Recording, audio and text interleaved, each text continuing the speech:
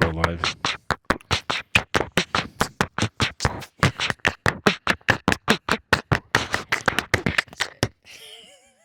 Shit. Okay. So welcome to what is our podcast called? Allostatic. Human. Bam bam bam bam. So I guess we're just gonna talk freely. This is not awkward.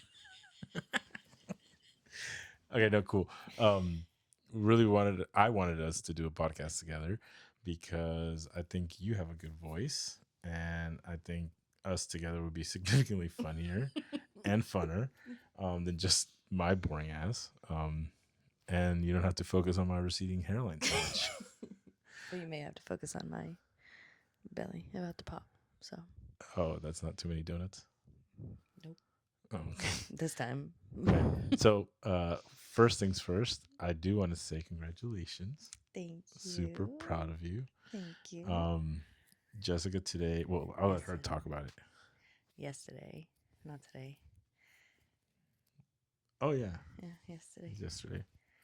I took my NASM, my NASM certified personal trainer exam, and I passed. Woo! So, official personal trainer. So So I don't want to keep us too long here because it's an intro and we're feeling awkward and we don't know what the fuck to talk about. But yeah, I guess let's talk about ourselves. I know we've done it through different medias now, like Instagram, Facebook. I've done it through Substack, and we're telling all of our friends and people that we know um, what we do and kind of everything that we are trying to do through social media and through work. But yeah, I want to, since you have a great voice, you can go first, and then I'll explain what I do and then why we're here, and we can do that together after we explain what we're doing. Yeah. So, obviously now with my personal training certification, I, want to take on a realm of clients and basically um, I'm looking for clientele that is, 20 and up, anyone who's dealt with, What if they're 19? I mean, you know what I'm saying. Okay. Obviously not to just 20 and up, but I feel like people who are going to gravitate towards me are going to be 20 and older. Being a woman in my 30s, I feel like, that's where I'll be gravitating towards and vice versa. But I really want to specialize in pre, during, and post pregnancy. Honestly, I've done this twice now. Um, I've been active during both of my pregnancies in very different ways, and I've learned new things through both of those pregnancies.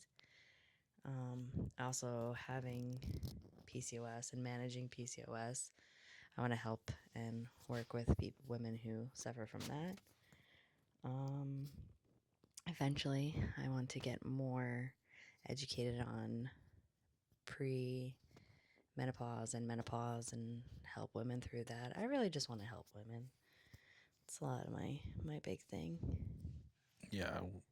Yeah. I mean, I think it's an untapped market to a certain degree. Obviously, there's a lot of like fitness stuff for women, but there's a hyper focusedness on getting, well, I'll speak for what I notice as a therapist on women's health equals being skinny, or women's health equals cardio, or women's health equals big butts, um, like butt lifts. I do appreciate a big butt, but BBLs, but not a BBL. yeah.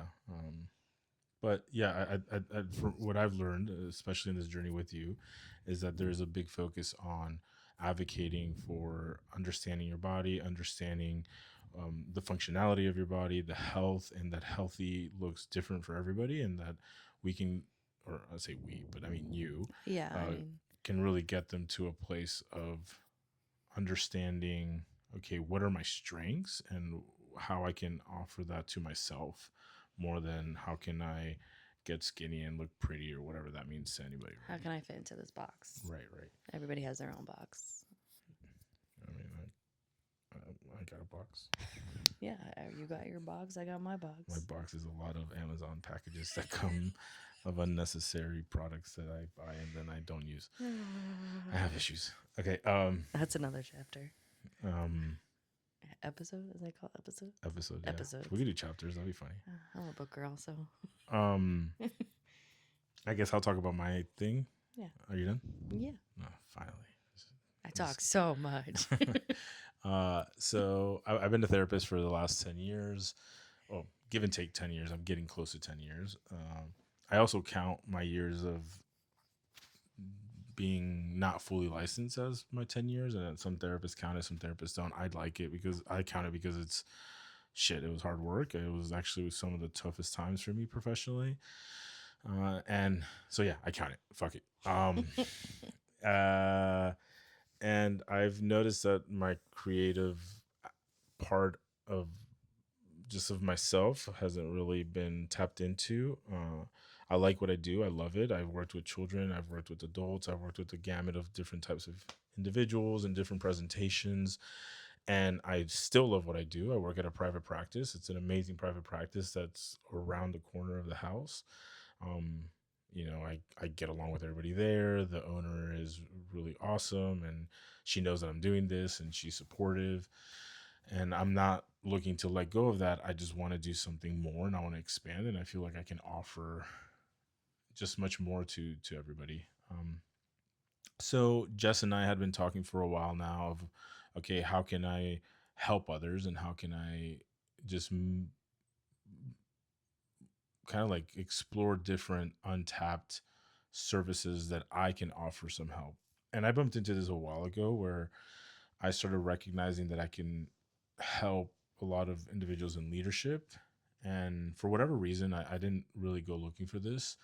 When you and I lived in Colorado, I started getting a lot of clients that were in leadership positions, CEOs, business owners, um, just high levels of Profile. yeah, well, that's I mean, I guess yeah, profile, but just high level thinkers, I would call them. Mm-mm-mm. And they got along with me. I was quite frankly very anxious working with a lot of them at the beginning, and then I found my groove, and then I found out that I'm pretty good at it. I'm pretty good at helping people get out of their head, even though I'm not that good at doing it myself. Um, and communicating with their teams more efficiently. And I have two clients in specific that I can think about that have really advocated for me to expand and do different things because they saw something in me that I can do. And once we moved here to North Carolina from Colorado, something that I just kept thinking about over and over again. I didn't really know much about executive coaching. And I've said this before. And if you've heard this before, I'm going to say it again. I regret to a certain degree calling myself an executive coach. I'm not going to do the training. I'm not going to get certified. I have a large sum of school debt that I'm just not gonna I'm not gonna add to it. And look, if you're okay with me not being certified as an executive coach, cool. I really should have just focused our business and called it human development, because that's what I do. I expand uh, interpersonal relationships into something more productive. And yeah, I've been working now with a few small businesses. The contracts have been pretty cool. It's very flexible. I work with, the teams are very dynamic. And I say this jokingly, but I really do mean it. I just help people not be dicks, not be assholes, and like how to communicate. Like the problem solving skills that I've engaged with, a lot of it comes from couples therapy. So I'm trained in emotionally focused therapy. I'm trained in cognitive behavioral therapy. I'm currently finishing and wrapping up my EMDR training. Um, and I just use all of those skills rather than doing it on an individual perspective. I kind of look at the company as a unit or the business as a unit and try to help them progress and really become more cohesive as I would do that with a couple that I will have in my office. And I freaking love it. I think it's really cool. and yeah, that's my angle, and I'm able to provide assessments because I know how to do assessments given my career. And I took a really difficult course in graduate school that taught me how to do assessments and how to read them and how to interpret them and how to help individuals understand them. So again, I provide assessments. I work one-on-one with the teams. I do workshops. I'll do problem solving skills. So if somebody in the company doesn't get along, I bring them together and kind of have them hash it out. Again, looking at it as from a unit rather from an individualistic perspective. So yeah, that's Jess and I decided to open a business and or an LLC, I guess for now we would call it. I don't know how much of a business it is right now, as much as it is a dream. Um, Dream we've had for a while. yeah, we've been wanting to open a group. We're 50-50 on it. Jess does the fitness part, I do the coaching part. And on top of that, again, I'm still a therapist. I'm licensed in Colorado, Florida, and North Carolina. I'm gonna maintain my licenses. They're completely separate things, right? I want to keep I want to keep everybody kind of in not kind of I want to keep everybody informed that they're Two separate. separate They're things. two separate things, right? I they're not mixed. I might borrow some techniques from one and bring it to the other, and I'll borrow some techniques from another and bring it to here. But anyway, here in this podcast or this other project that we're doing, because you know having a toddler and a newborn and a business and doing fitness and doing coaching and us going on our own fitness journey is not enough. No. This is one more thing that we want to add to it. Um, yeah, we're I kind of just want to talk. I What? You? yeah, well, I listen a lot. Although my clients might say that I do talk in my sessions, I don't make it about me. And if you're my client and you're hearing this, you know that I give myself 5 minutes and I'm like, all right, shut the fuck up, Lewis. All right, let's talk about you. And I literally say that also, by the way, because I know I'm very verbose, clinical term for somebody that talks a lot. Uh, um, but yeah, I honestly I want to start interviewing people. I'm not trying to become a Joe Rogan. I'm not trying to become Steve Burley or Burley. I don't know how you say his name. CEO? Okay. Yeah, the Yeah. CEO guy. But I kind of want to do what I do in my office without the clinical perspective in podcasting. So we don't know what formats we're going to do. We don't know how we're going to carry this podcast. We have no idea what we're doing. Um, I don't even, right after this, I'm going to edit it and make it kind of cool. We're probably not going to have any music. It's probably the intro's probably going to be like us Us beatboxing. beatboxing? Yes. Um, and we might leave it that way. I like it. Everyone just. Yeah. And someone today gave us an idea of like us like me specifically interviewing other professionals. Yeah, we might do that, or we might have segments. I do want us I do want to treat this 50-50 like we treat the business, right? So maybe in some of the episodes it'll just be Jess talking to you guys alone and making it the diary of a weird woman, or it'll just be me, the guy that doesn't shut up. Who knows? And yeah, support us. Thank you for watching this first video. I'm sure you're probably a family member that has been hearing about our shit. Or maybe Our friend. you're a fan because you found us somewhere, or a friend, right? Yeah, like some of our friends have been really supportive and liking and commenting on our stuff, and we really appreciate it. You know who you are. Yeah, you know who you are. You should take our cat. Um, uh, Now she really knows who it is. so yeah, again, I don't know. I'll just keep talking and I'll fill in the time, but we don't know what the fuck we're doing. That's, I guess, what I'm trying to say. I think it's a space for you to talk because you love to talk and you're good at talking, and a space for me to challenge myself to talk. Yeah, yeah, yeah, and yeah, and really, I want us to be fun. I'm assuming at some point it's probably going to be frustrating us figuring this stuff out, but yeah, I wanted it for it to be fun. I think we're funny. Maybe some other people might not. I'm That's sure we're okay. obnoxious. Um, and I also want to talk about our journey. Not that we're anything special. I mean, I think I'm special, and I think you're special, and I You're think we're special to me. special. But I want to normalize a lot of the shit that we've gone through because some of it has been pretty easy, and some of it has been emotional, and some of it has been really cool. Um, we've never had real hardships in our relationship, like us together. I think at the beginning of our relationship, we're trying to understand what our relationship meant, and like how we're gonna handle our relationship. I came off of living in Miami, if that tells you anything, meeting you, and yeah, we'll talk about that another Came from episode. very different walks of life. Very different. We also met online, which was cool. And yeah, you're gonna also notice that when I talk, I don't focus on the camera. I'm probably gonna have to work on that. I like to look at the side and stuff like that. I'm in my head right now about that. But yeah, let's see where this leads. I'm probably going to promote this on Instagram. Uh, and hopefully, if you see it on Instagram and you decided to click, cool. Again, I don't want to keep it too long. I want to see how long we've been doing it. 16 minutes? Holy shit, I thought I was talking for an hour. Damn. It's like when you're in high school and you have to talk for like a minute and it feels like it's 20, Yeah. Yeah. except the opposite. Oh, and another thing that so we're gonna talk about our relationship for sure. Mm-hmm. We're gonna talk about our careers. Hopefully we can bring other people in and talk about their stuff.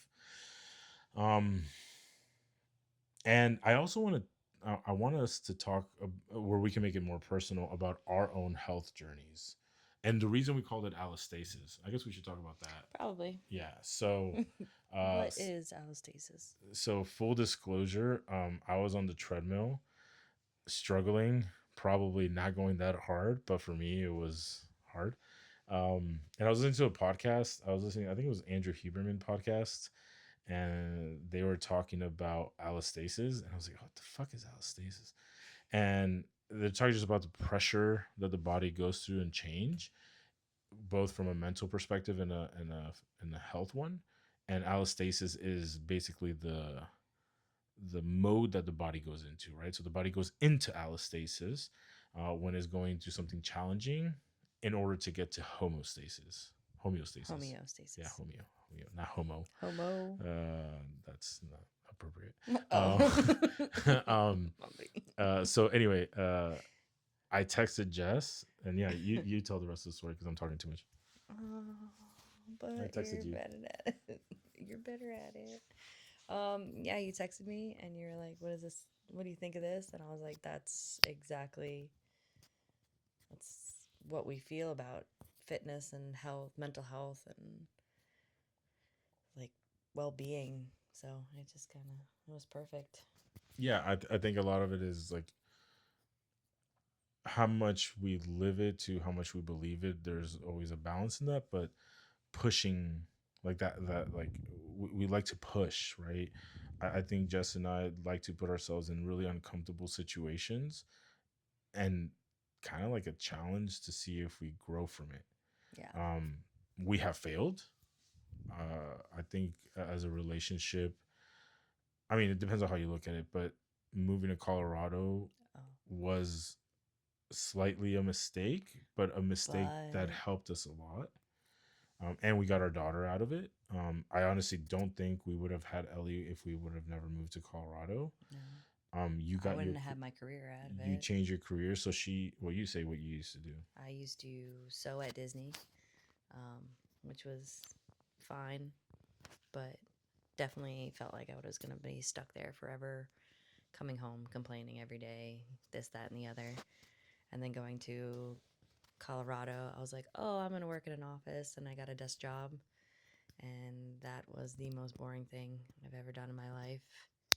And we were talking one day and basically got to the fact of my roots of being a dancer all my life, being a teacher, dance teacher, and connecting to fitness. And it was either Zumba or Pure Barre. And I went to Pure Barre, and that was it. 5 years later of teaching Pure Barre, and one of my favorite things to do is helping people with their bodies and moving correctly and safely. And I just feel like it's so important, and people don't know how to do it on their own. Well, some people don't know how to do it on their own, and I like being that person to guide. So Colorado, definitely, that was the best thing for me, was getting Pure Barre out of it, getting my reconnection to fitness and health and that whole field. So So the interesting part is that you say you don't like to talk and be behind camera. However, what you did in Pure Bar, I would shit my pants doing that. Like having a microphone, music blasting, memorizing what I have to teach, because I have to wing it. Like I'm a winger. Like I'm a procrastinator. Like this is an example of procrastinating. I don't know what the fuck I'm doing. I'm just going with it. And adjusting individuals, people that I don't know, having to help them, guide them physically.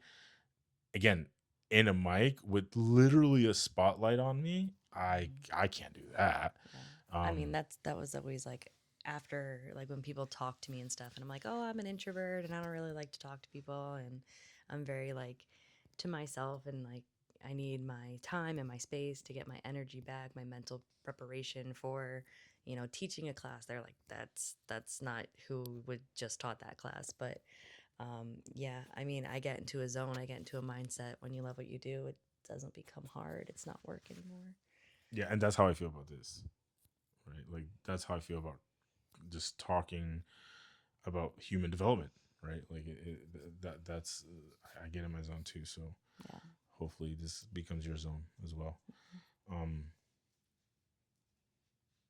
one last thing that I think we should talk about, and maybe we'll bring it up too, is so Jess and I grew up Catholic.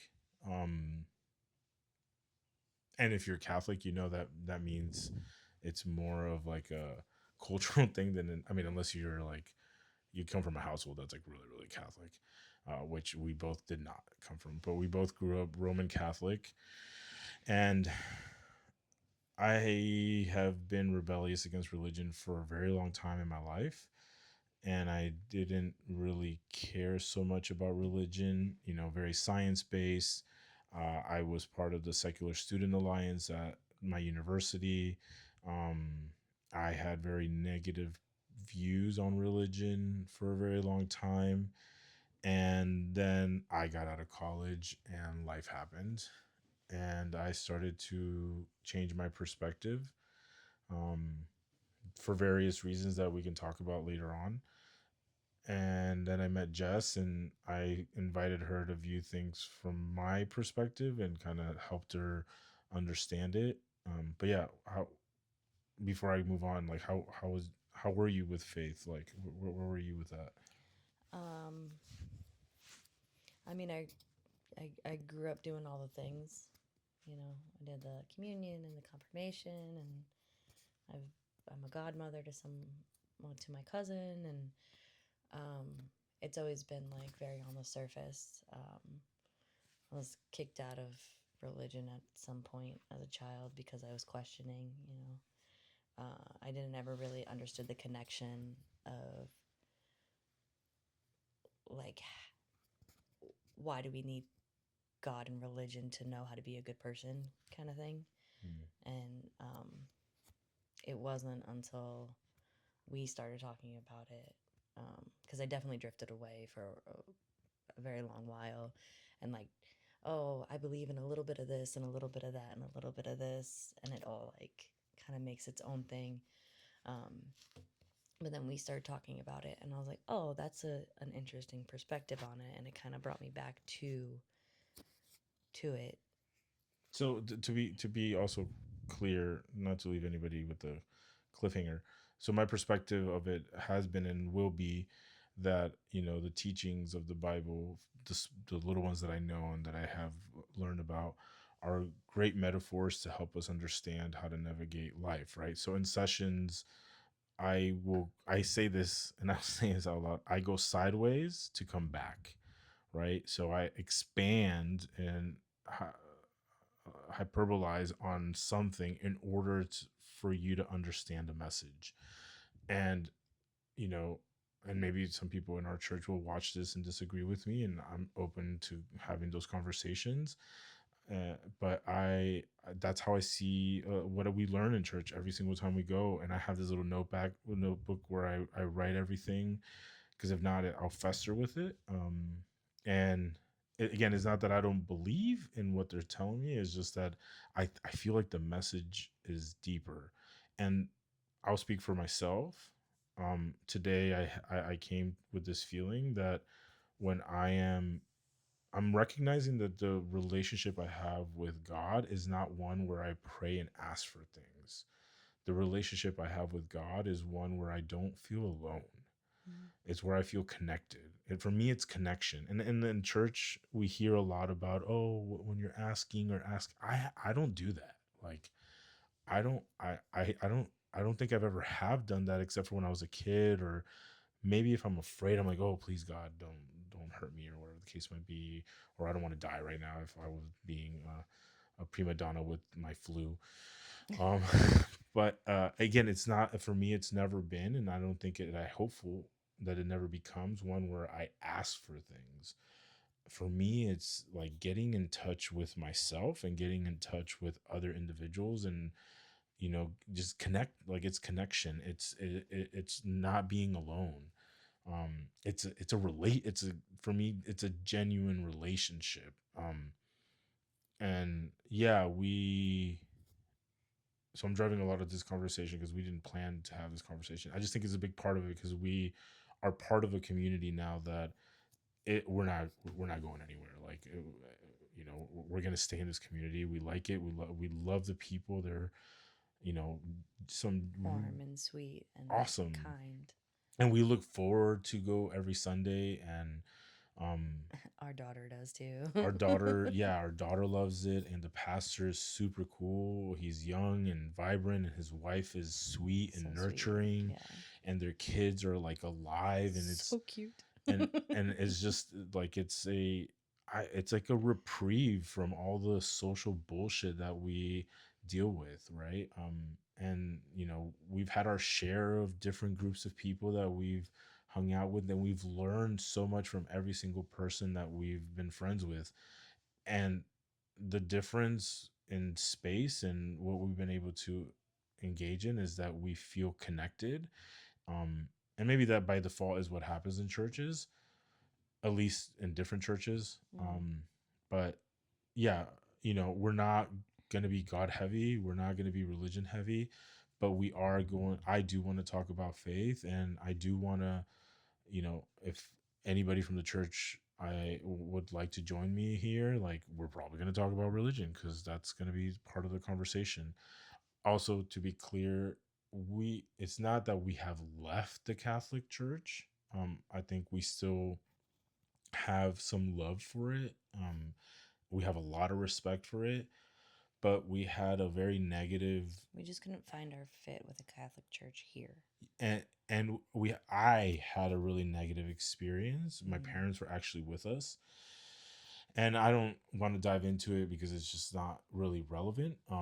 But I just I told myself, and I told Jess, and even my parents, it's just not the relationship I want to have with God. Yeah. It's not the relationship that I feel that I have with God. It didn't feel healthy to me. Again, it's very specific to an experience. It's not specific to Catholicism. Yes. Again, I still love the rituals. I still love I to quite frankly, I love the saints, and I love all the different parts of Catholicism that I've learned. I feel at home when I go into a Catholic church. Yes. Um, but we wanted to give other stuff a try, and we did, and we're very happy that we did it. Again, we're not saying that we have left the Catholic Church, because that's not necessarily accurate, because I don't think we ever went into it as much as we wanted to. But uh, yeah, we're experiencing with some different things here, and I don't think we're gonna move the needle. We feel at home at the church. So shout out to everybody at Freedom Yeah. Yeah. Church. And yeah, so that's another chapter that we'll talk about. A really cool thing that I want to talk about too, because this is something that a lot of people are interested in. that I know is moving around in the United States. Um, like I said earlier, we lived in Colorado. Again, Colorado itself wasn't a mistake. Is the impulsivities that came with the move, the impulsivities of not thinking about our finances, um, and then having to come back to the East Coast. We met in Florida. I'm a Florida native. Jess is not a Florida native. I am from New York. I'm from Long Island. Yeah, and I'm from Central Florida, and Florida became kind of our home. Specifically, Winter Park became our home. We love Winter Park. Love We Winter we Park. did not leave Florida because we hated Florida. Nope. We left Florida because we wanted an adventure, Yes. and we wanted opportunities to grow professionally, which we did get. Yes. Um, but we were way too far from our family, and we decided to move back to the East Coast. But this time, we didn't want to lose the mountains. We didn't want to lose seasons. But one of Jess's conditions is that she didn't want winters, like No. winters. And one of my conditions was that I wanted to be somewhere in the middle of both of our families. We Because both wanted that. we both wanted it, but I really advocated for that a lot because I want our kids to experience both of our families as much as possible. I believe in equity. I believe in us being able to provide our children with both of our cultures. And while we love our families a lot, being on one or the other state would have been a very biased experience for our kids. Yes. And maybe this is a good idea, or maybe it wasn't a good idea. I guess we'll tell. We miss our family dearly, but we really want our kids to have both families equally in the same way. So we made a circle on places we wanted to move. We went to Tennessee. Um, I contemplated Virginia and advocated for Virginia.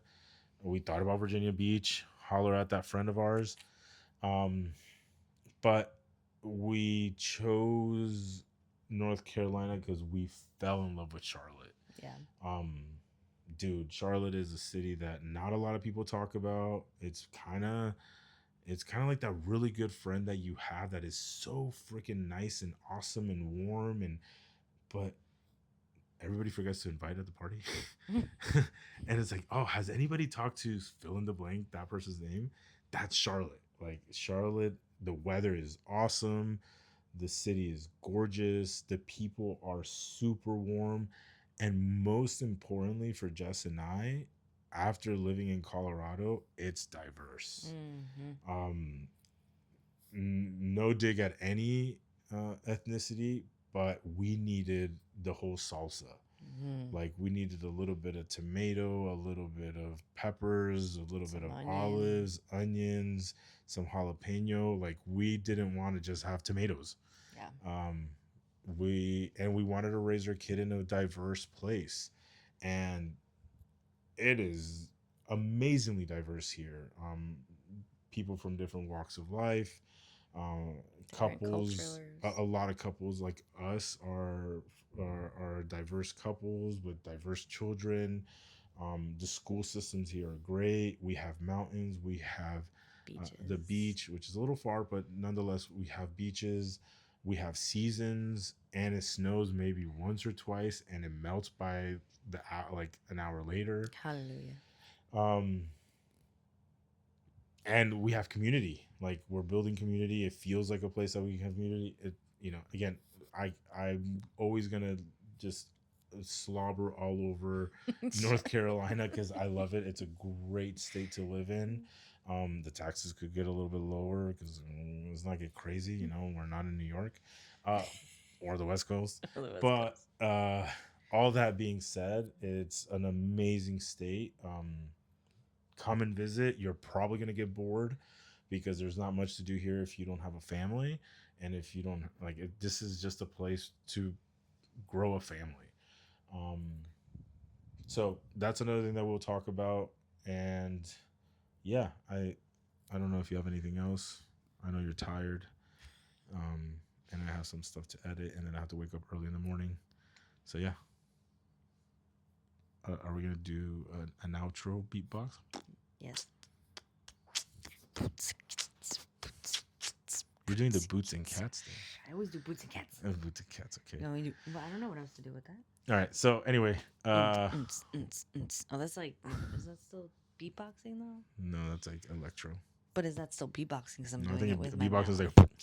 Yeah, but I'm doing it with my mouth. It's like when they do that, like the That just still sounds like beatboxing. Australia to me. The didgeridoo. All right. Yeah. So we're out. We'll figure out the music later on. I like the beatboxing. the I think beatbox, we should yeah. keep it. All right. So stay allostatic, people. Peace.